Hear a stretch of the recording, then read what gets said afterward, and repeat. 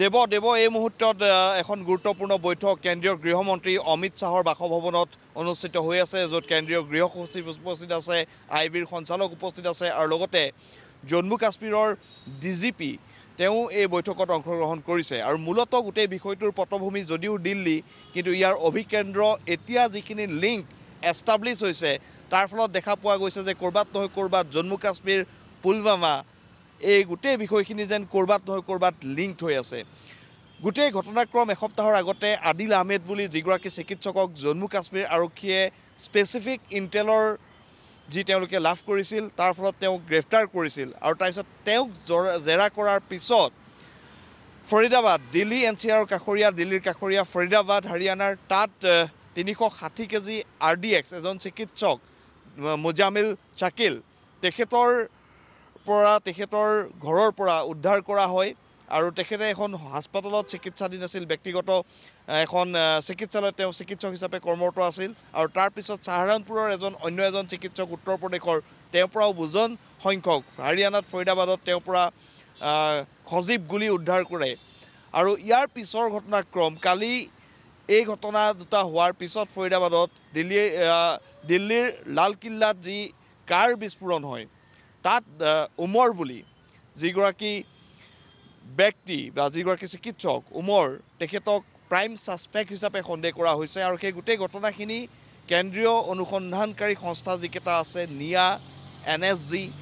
দিল্লী পুলিচৰ special cell, forensic বিভাগ, এই আটাইবোৰে এই মুহূৰ্তত তদন্ত অব্যাহত ৰাখিছে।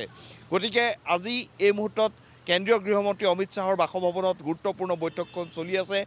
নিঃসন্দেহে তাত গোটেই বিষয়খিনি ফঁহিয়াই চোৱা হৈছে যে কি পৰিস্থিতিত কেনেদৰে কালিৰ এই ঘটনা হ'বলৈ পালে, য'ত এতিয়ালৈকে যিটো খবৰ আহিছে প্ৰায় আমাৰ হাতত অফিচিয়েল যিটো তথ্য সেই তথ্যটো এতিয়ালৈকে অফিচিয়েল নহয়, কিন্তু 10জনৰো অধিক লোক মৃত্যুমুখত পৰিছে বুলি খবৰ আহিছে আৰু প্ৰায় 25জন লোক গুৰুতৰভাৱে আঘাতপ্ৰাপ্ত হৈ চিকিৎসাধীন হৈ আছে। গতিকে তেনে ক্ষেত্ৰত দেৱ এইখিনিতে ক'ব লাগিব যে এই ঘটনাটো দিল্লীৰ নিচিনা চহৰ এখনত এই মুহূৰ্তত হোৱাটো যথেষ্ট তাৎপৰ্যপূৰ্ণ। ইয়াত বহুবোৰ বিষয় এই মুহূৰ্তত এই মুহূৰ্তত উত্থাপন হৈছে যে কেনেকুৱা ধৰণৰ পৰিৱেশত কেনেদৰে দিল্লীত এখন বিস্ফোৰক ভৰ্তি, যদি গাড়ীখনত বিস্ফোৰক আছিল, কাৰণ এতিয়াও এই গোটেই বিষয়টো অফিচিয়েল। প্ৰাঞ্জল, এই মুহূৰ্তত এটা প্ৰশ্ন দৰ্শকসকলে জানিব বিচাৰিব, এটা উত্তৰ সকলোৱে জানিব বিচাৰিছে। প্ৰাঞ্জল বিস্ফোৰক আছিল আৰু বিস্ফোৰক প্ৰাঞ্জল, এটা কথা সকলোৱে জানিব বিচাৰিব যে এই ঘটনাৰ সৈতে যিকেইজন চিকিৎসক জড়িত হোৱাৰ তথ্য আহিছে, তেওঁলোক কোনোবা সন্ত্ৰাসবাদী সংগঠনৰ সৈতে জড়িত আছিল নেকি, সেই তথ্যটো সকলোৱে জানিব বিচাৰিছে। তাৰ সমান্তৰালভাৱে এই গোটেই ঘটনাটোৰ দায়িত্ব কোনোবা সন্ত্ৰাসবাদী সংগঠনে স্বীকাৰ কৰিছে নেকি? প্ৰাঞ্জল।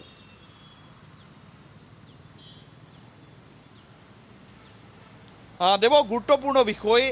আদিল আহমেদ যিগৰাকী চিকিৎসক জম্মু কাশ্মীৰ আৰক্ষীয়ে গ্ৰেপ্তাৰ কৰিছিল, তেওঁ জেইছ ই মহম্মদৰ লগত জড়িত। তেওঁ পোষ্টাৰিং কৰিছিল কাশ্মীৰত, তাৰ স্পষ্ট প্ৰমাণ থকাৰ পিছত জম্মু কাশ্মীৰ আৰক্ষীয়ে তেওঁক গ্ৰেপ্তাৰ কৰিছিল। গতিকে ক'ৰবাত নহয় ক'ৰবাত জেইছ ই মহম্মদ হয়তো এই গোটেই বিষয়টোৰ লগত জড়িত থাকিব পাৰে, কিন্তু তাৎপৰ্যপূৰ্ণভাৱে এই ব্লাষ্ট হোৱাৰ ঘটনাটো সংঘটিত হোৱাৰ কালি নিশাৰ পৰা এতিয়ালৈকে কোনো সন্ত্ৰাসবাদী সংগঠনে এই ঘটনাৰ দায়িত্ব লোৱা নাই। সাধাৰণতে স্বাভাৱিকতে দেখা পোৱা যায় যে এনেধৰণৰ ঘটনাৰ পিছত কোনো সন্ত্ৰাসবাদী সংগঠনে তেওঁলোকে দায়িত্ব গ্ৰহণ কৰে বা দায়িত্বৰ বিষয়টো তেওঁলোকে এই কুটাঘাত সংঘটিত কৰিছে বুলি দাবী কৰে, কিন্তু এই ধৰণৰ কোনো দাবী কৰা নাই। ইয়াৰ পৰা দুটা কথা স্পষ্ট দেৱ, ক'ৰবাত নহয় ক'ৰবাত এই গোটেই যিটো ডিজাইন আছিলে সেই ডিজাইনটো এতিয়ালৈকে আমি যদি কওঁ তেনেহ'লে সেই ডিজাইনটো এক প্ৰকাৰ স্লিপাৰ চেলৰ দ্বাৰা কৰা ডিজাইনৰ দৰে এই মুহূৰ্তত নিৰাপত্তা এজেঞ্চিসমূহে যিখিনি সূত্ৰ লাভ কৰিছে সেই সূত্ৰৰ ভিত্তিত ক'ব পাৰি যে তেনেকুৱা ধৰণৰ স্লিপাৰ চেলৰ এক ডিজাইন বুলি তেওঁলোকে ধাৰণা কৰিছে। এই মুহূৰ্তত সকলোতকৈ চিন্তাৰ কাৰণটো হ'ল যে কালি গাড়ীখন বদৰপুৰৰ ফালৰ পৰা, অৰ্থাৎ বদৰপুৰ বৰ্ডাৰৰ পৰা দিল্লীত প্ৰৱেশ কৰিছে পুৱাৰ ভাগত, দিল্লীৰ বহুকেইটা স্থানত ঘূৰিছে বুলি খবৰ আহিছে। আৰু তাৰপিছত পাৰ্কিঙত যি সোণেৰী মছজিদ বুলি কোৱা হয় বা লালকিল্লাৰ মেট্ৰ' গেটৰ ওচৰত যি পাৰ্কিং, সেই পাৰ্কিঙত প্ৰৱেশ কৰিছে 3:20 সময়ৰ ভিতৰত, 18 পৰা 20ৰ ভিতৰত। আৰু বিস্ফোৰণৰ ঠিক 10 মিনিট সময় আগতে পাৰ্কিঙৰ পৰা গাড়ীখন ওলাই আহিছে আৰু সন্দেহ কৰা হৈছে যে উমৰে গাড়ীখন, এই চিকিৎসক উমৰে গাড়ীখন চলাইছিল। এতিয়ালৈকে যিখিনি তথ্য আহিছে, আৰু তেওঁ আত্মঘাতী এক প্ৰয়াস বুলি বহুতে ক'ব খুজিছে, যিখিনি তথ্য সেই তথ্যৰ ভিত্তিত গতিকে তেনে ক্ষেত্ৰত এক স্লিপাৰ চেলৰ জৰিয়তে সমগ্ৰ দিল্লী NCR ইয়াত এক বৃহৎ কুটাঘাটৰ পৰিকল্পনা কৰিছিল নেকি আৰু যিহেতু মূল যিটো এসপ্তাহ আগতে যিজন চিকিৎসকক গ্ৰেপ্তাৰ কৰিছিল আদিল আহমেদ জম্মু কাশ্মীৰ আৰক্ষীয়ে তেওঁ কিন্তু জয়সী মহম্মদৰ লগত জড়িত গতিকে জয়সী মহম্মদৰ প্ৰতি নিশ্চয়কৈ এই গোটেই বিষয়টো সন্দেহৰ আঙুলি বা নিৰাপত্তা সংস্থাসমূহে এই মুহূৰ্তত সন্দেহ প্ৰকাশ কৰিছে দেৱ নিশ্চয়কৈ প্ৰাঞ্জল এটা কথা ক'ব লাগিব এয়া কিন্তু চোৰাংচোৱা সংস্থাৰ বিফলতা বা গাফিলতি বা কোনোবাখিনিত সুৰুঙা থাকি যাব লাগিব কাৰণ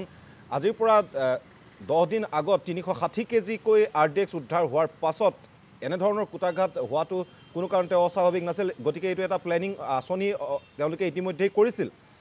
সন্ত্ৰাসবাদী সংগঠনে প্ৰাঞ্জল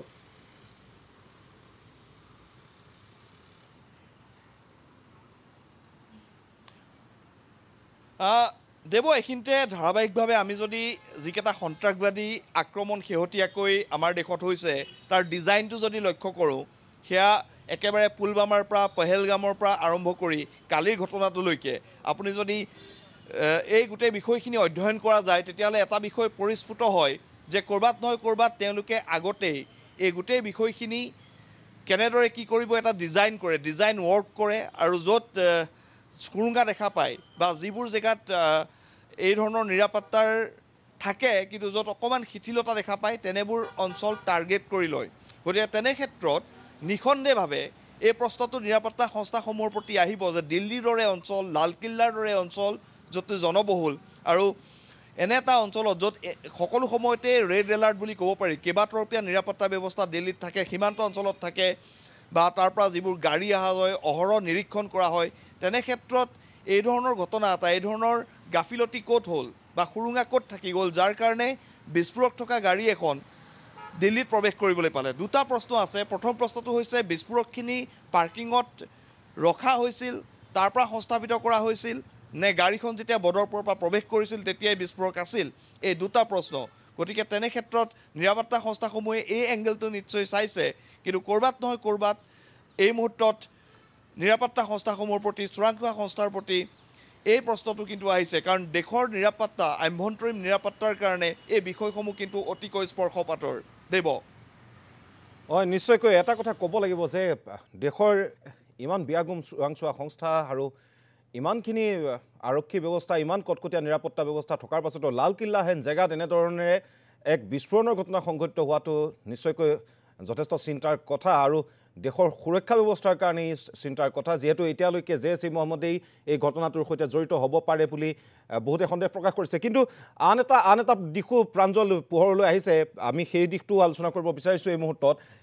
CNG ব্লাষ্ট হোৱা ধৰণৰ এটা কথাও আলোচনা চলি আছে বিভিন্নজনে বিভিন্ন ধৰণেৰে মত প্ৰকাশ কৰিছে প্ৰাঞ্জল